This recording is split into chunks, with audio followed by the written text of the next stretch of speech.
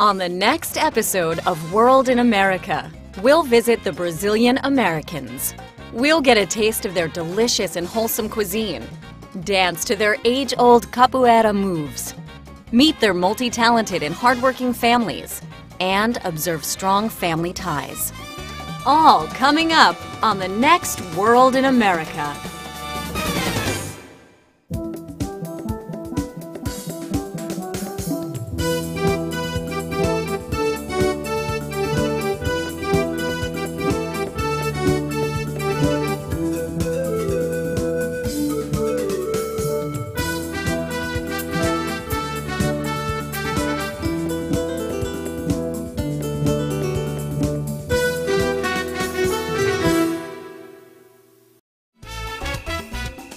Whenever South America is mentioned, perhaps Brazil is the first country that comes to mind. Brazil is not only the largest, but also the most populated country in South America, boasting a population close to 200 million.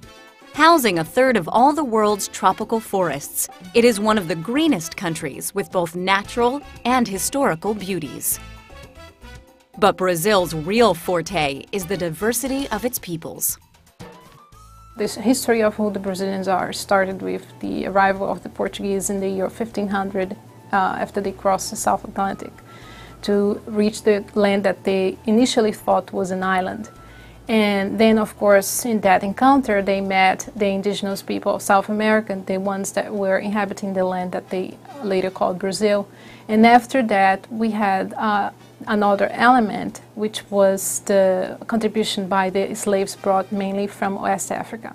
At the end of the 19th century and beginning of the 20th century, Brazil received a large influx of immigrants. They came from Europe, they came from Asia. So Brazil has, for instance, the largest Japanese community outside Japan. So these are the Brazilians. And it's hard to talk about what a typical Brazilian would look like, because there are so many of us and there is such a large variety of Brazilians. Colonized by the Portuguese for about 300 years, Brazil became an independent nation in the early 1800s and a federal republic toward the end of the 19th century. Currently, it is recognized as a serious economic power. However, in the 1980s, it had its own share of monetary challenges, which led to a wave of migration. The 1980s and again mid-90s, there was a large influx of Brazilian immigration to the United States. Usually the immigration is caused by financial hardships, so Brazilians come here seeking economic refuge. One such Brazilian family is the de Oliveiras. While Renata works as a graphic designer, Marcelo is in the computer systems industry. They both migrated separately to the United States around the mid-1980s. My name is Marcelo de Oliveira.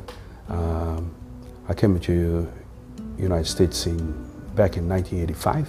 My name is Renata de Oliveira. I'm a graphic designer and I came to America in 1984. Later, Renata and Marcelo met in the US, fell in love, and tied the knot. Bringing up two teenage children, Luca and Gabrielle, the de Oliveiras contemplate on what attracts them most to the United States. I think it's the opportunities and the business aspect of it, the security of it. I assume Brazilians are really fond of the idea that they can come to the United States and probably achieve some degree of financial success. So this idea that they have the freedom to come here, to reinvent themselves, to work very hard and achieve something, I believe that's an idea that still entices many Brazilians to make the trip and leave that land that, as I'm saying, it's so beloved to them to achieve those goals. Here, there's that saying in English, where there's a will, there's a way, and I believe that thoroughly. Like if you put your mind into it, you'll be able to get where you want. First thing you notice is your freedom, and your choices. You have a lot of choices here, and you can actually pursue your dreams. I send it to my kids, and I send to my daughter, and I say, look, there's nothing that cannot happen in this country. Where's the bread knife? Espera todo mundo sentar, né, por favor. Adaptation is an ongoing process for the de Oliveira's. Native speakers of Portuguese, language has been a challenge in adapting to their new home, but it hasn't been the only one. The way that Brazilians conduct their day-to-day affairs and in terms of interpersonal contact, there are lots of differences in the way that Brazilians are and Americans are. The professional ethics and how people deal with one another in a business environment, it's night and day. You know, like I think Brazilians are a lot more informal, more casual than Americans are. Americans are more reserved, more conservative, they're more methodical. So it's just these differences. You only really learn to deal with them once you throw yourself at these situations. Considering that Brazilians have such strong family ties, I believe one of the challenges would be to adapt living far away from their families. Well, it's probably the most serious is the family, the fact that you leave a lot of people behind, which makes very hard to adjust to live in the United States. While adapting to live far away from their homes, the de Oliveira's and other Brazilians also had to fight against some misconceptions. When I came in '84, people still thought that Brazil was all in jungle and that people were all dark, and like there was no awareness of what Brazil was all about. Most Brazilians would probably like to be known not necessarily as people who just enjoy fun, which is maybe one of the first labels that comes to mind when people talk about Brazil, but they would probably also like to be known as people who are hardworking and disciplined and they know what they want. If you go to Brazil and you look in the streets, the cars running in the streets are probably made in Brazil. In the United States, if you take in a domestic flight, it's very possible that you're flying in a Brazilian aircraft. Every culture stands on certain essential values, and for the Brazilians, the very first one of these is strong family ties. Brazilians are more family-oriented, they're more paternalistic. I think like we really, we wouldn't put, never, that's considered like a crime in our culture to put the elderly in a nursing home, for instance. We see it as offensive that you would even think that I would think of putting my mother or my mother-in-law, you know, in an apartment to live by herself. Of course we're going to take care of her. Brazil is a much more touching people. They don't, like we touch each other much more than other cultures, maybe. You know, maybe because of the weather, because you know, there's less space between people in Brazil. They're closer, and this is something that we have to adjust here, to get a little bit far away, not to invade somebody else's space. The way that you greet people, you automatically, okay, that must be Brazilian, because, you know, there's that 3 kisses thing going on. And I know of some Americans who were in Brazil living for a number of years and found it very difficult when at first talking to a Brazilian, and Brazilians were trying to reach for their arms or their shoulders as trying to convince them to do something or just making a point in a conversation, and they just didn't understand what that was all about. Being a successful immigrant family, the de Oliveira's look toward the future with hope. Renata even has some useful suggestions for newly arriving Brazilian immigrants. My message would be to Brazilians that are thinking of coming to this country, that if you do make that decision, that you come with an open mind and an open heart, and that you are inclusive and embrace it, that you look at everything as an adventure, as a new experience in life, and that you can learn from everything, and that things will happen if you make them happen, and that here you have people paying attention, and as you start working hard and you start proving yourself, you'll get the recognition, and that's a great thing that I think is wonderful here. In order to keep their family ties close, the de Oliveira's make sure to visit Brazil regularly. They even lived there for 3 years between 2004 and 2007 in order for their children to learn Portuguese and build a foundation of the Brazilian culture. When they were younger, we used to go at least once a year because my family is there, and I wanted them to see the kids as, you know, as they were growing. We did decide to live in Brazil for about almost 3 years to give them the opportunity of experiencing the Brazilian lifestyle and getting to know the family and making new friends and learning the language as well, which they knew how to speak it, but they didn't know how to read and write. We try to go at least once every 2 years, and when we are there, it's all about family. You know, it's all about meeting, spending time with uncles and aunts and grandparents. I like traveling, so I've been to Brazil and I've been here. I've been to schools here and there. So I have friends everywhere, like in Brazil and in America, that I can visit like over the summer and stuff. So I don't think it's any different. I think it's special.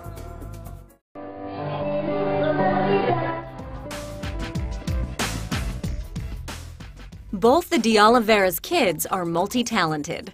Their son Luca won a writing award in Brazil for his book entitled Lion Leo and His World Tour. Although originally written in Portuguese, Luca is now engaged in translating it into English. I don't like Wooster the Rooster. Okay, sounds can you weird. think of a better one?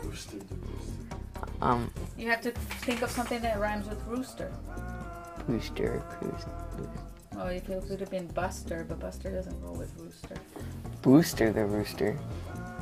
Booster the rooster? You think that's better than Wooster the I don't rooster? know.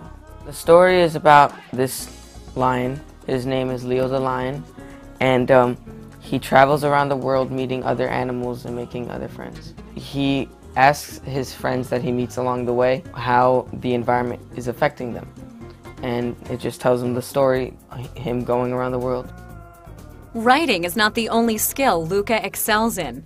Painting is another area in which this young Brazilian American makes his hands talk. The reason why I love to paint is because I think it's very calming and it makes you relax and just focus on what you're doing at the time. The reason why I focus more on nature is that I think nature is really peaceful and like relaxing, so it's just like nice to look at. Luca's sister Gabrielle is another de Oliveira gem. She loves to wear special Brazilian wristbands, keeping a well-known tradition alive in the States. They're actually Brazilian wish bracelets, and what you do is you put them around your wrist, like I have them here. You don't just tie one knot, you tie 3 knots, and for each knot you make a wish. And then the one that comes out, like I have a lot here, and I have one that actually came out, and the wishes came true. So once they come out, that means all your wishes should have come true. But I don't cut them off because I actually like the way they look. A skill she learned during her stay in Brazil, Gabrielle loves to bake authentic Maria Mole cakes, which are Brazilian kids' favorite dish for birthday parties. In English it means soft Mary because, well, it's soft. Once it's finished, we put the coconut on it. They normally put them on the table on birthday parties in Brazil, along with all of the other things. Like they also have chocolate truffles, and then they have the cake. Maria Mole, it's a Brazilian dessert. Bon appetit. Renata likes to design her home with a few artifacts originally used by the indigenous inhabitants of the Amazon. When I was in Brazil, I was in the Amazon, and I found these bowls that actually the Brazilian Indians make. And they make it out of a coconut shell, and they dye it with a natural dye, and they have these beautiful patterns that are hand carved, and they actually use this as utensil. They eat like this. There's this fruit from Brazil called açaí, which they make juice of it. They make kind of like a cereal out of it with manioc flour, and they eat out of that. And they will sometimes have like another little piece of the coconut shell, and that's how they eat. Little Brazil, located on 46th Street in Manhattan, houses an opportunity to taste authentic Brazilian cuisine. The Emporium, Brazil. Having a very long and beautiful coastline, Brazil naturally carries a delectable variety of seafood. The most popular of these dishes is filet de peixe com camarão, which is red snapper prepared in a Brazilian way. Today we're going to cook the red snapper. It's a recipe of the chef, and we try to use as much of the Brazilian ingredients as possible. So it's a fish stew with butternut squash, top it with garnishing with the spinach. And then you're going to take this sausage oil. You're going to put some garlic, butternut squash, coconut milk, and a chicken broth. This plate's going to cook for 7 minutes. Okay, the red snap is done. I'm going to put in a plate and put it this way. Brazilians like to eat. I would say we're very healthy on our eating habits. We eat a lot of fish. We have a lot of game in our cuisine. It's very fast. You have to put in a hot oil for a minute. You put it over here, the plate is on. Another soothing dish is vagam franquesa. It's French bean salad with a few extra tricks added by the chef. It's a French bean salad, which the very thin string beans that's cooked and marinated with yogurt and goat cheese. Plain yogurt, mustard, olive oil, salt and pepper. We have a whole bunch of cultures put it together, which created our own Brazilian culture. So we basically have a lot of African influences, Portuguese influences in our cuisine. And a goat cheese.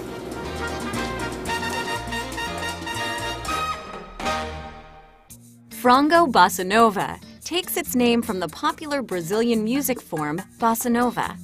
Having your chicken prepared this way is almost like music to your stomach. So it's a chicken bossa nova, pieces of chicken fried and sauteed with a garlic lemon sauce, and we serve that usually with the white rice. In Brazil, we use a lot of the palm tree oil, which is a flavored oil.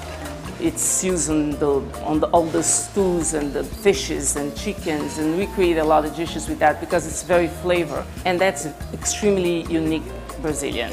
Cook for a few minutes, like 2 minutes.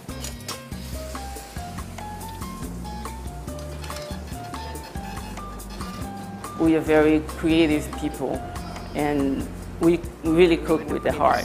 And it makes me very proud to be able to serve that outside my country and show my culture on the plate for people to enjoy.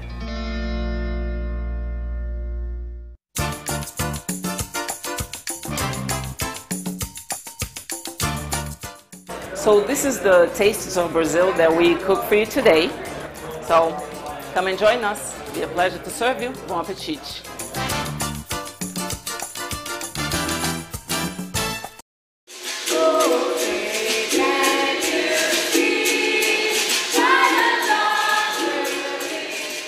To dance and move to the rhythms of Capoeira lies in the very DNA of the Brazilians. It's an integral part of Brazilian culture and history. The largest Capoeira organization, with more than 40,000 members across the globe, Abada Capoeira, gathered people in Lower Manhattan to celebrate this hard-to-describe art form.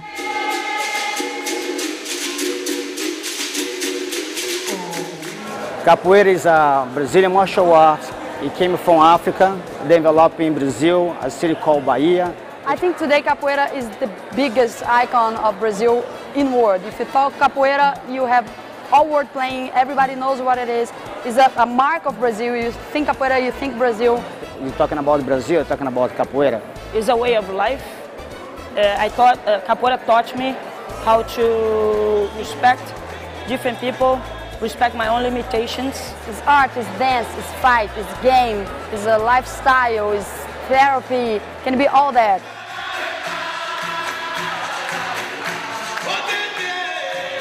It was a martial art that slaves that are planning on living, on escaping, they would practice as a way to prepare themselves for that. But apparently that was disguised as a dance. It's a dance because we're moving, but also as a fight when effect, when you need to use, that's why the slave use it against the patrons. I believe there are two varieties of capoeira, one of them being Angola. And then we have another style called regional, which is the new style. So our style is called regional. We use a lot of low movements and high movements, high speed, a lot of acrobatic movements.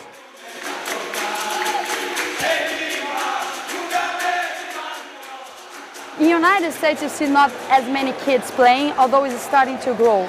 In Brazil, almost all the teachers have a huge children work and teenagers work. Capoeira became like a kind of physical education. It's good for you, it's good exercise. And capoeira is like when you're swimming, you move all your body. So So you do have the younger generation completely involved in capoeira, and it's starting here. And since capoeira has the fun part, the game part, the acrobatic part, the singing, playing instruments, actually the kids love it very much. There is an instrument, a musical instrument used during capoeira, which is called berimbau, which is like I guess it's a coconut shell at the bottom, and then there's a string that comes from it, and it makes this, you string on it. People gather, people clap their hands, and they sing along. Today, capoeira has become very popular, but for a long time, capoeira wasn't perceived as something that people would celebrate. But today it's become very popular in many parts of the world, and very much a symbol of Brazil.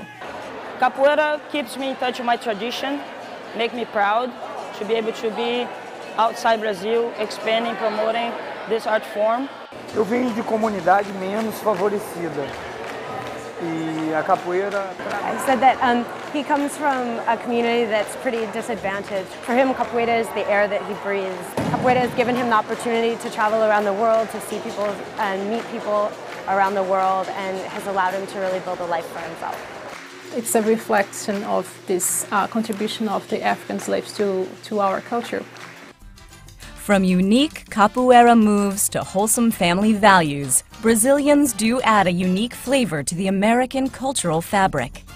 Just as they mold it, they are molded positively by it and create a better future for all.